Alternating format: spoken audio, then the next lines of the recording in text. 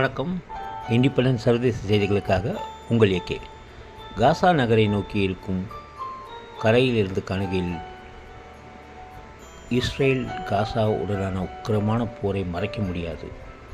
வரைபடம் மற்றும் நினைவுகளிலிருந்து காசா நகரம் அழிந்துவிட்டது. ஒருபுறம் பெய்ட் ஹனூன் முதல் மறுபுறம் காசா சிட்டி வரை தரைமட்டமாக ஒரே நிறத்தில் காட்சியளிக்கும் ஈடுபாடுகளே உள்ளன.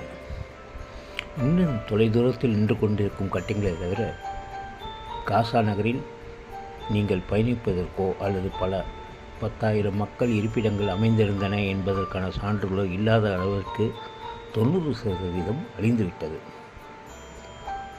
போரின் ஆரம்ப வாரங்களில் இஸ்ரேல் தரைப்படையினர் நுழைந்த பகுதி இதுவும் ஒன்று.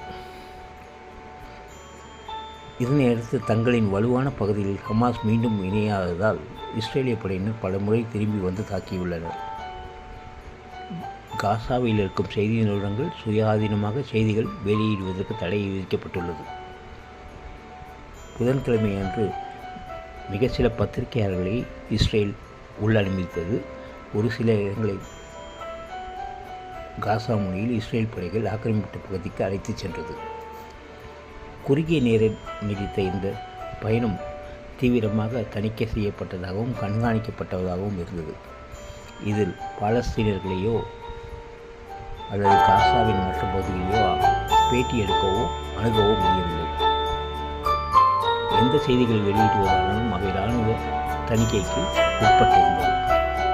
இஸ்ரேலின் இராணுவ தணிக்கை சட்டங்கள் மிக கடுமையானதாக காசாவில் தற்பொழுது உள்ளன. காசா நகரம் கிழக்கு பகுதியில் உள்ள சுஜாவில் காணப்பட்ட இடிபாடுகள் மிகவும் கொடூரமாக இருந்தது. அங்கே அழிவு எந்த நிலையில் இருக்கிறது என்பதை காணொலியில் நீங்கள் காண்கிறீர்கள்.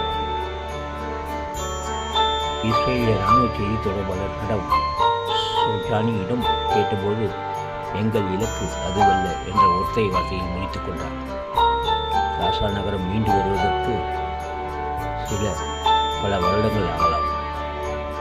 ஆனால் காசா நகரம் மீண்டு வரும். இண்டிபெண்டன்ஸ் சர்வதேச செய்திகளுக்காக உங்கள் ஏகே.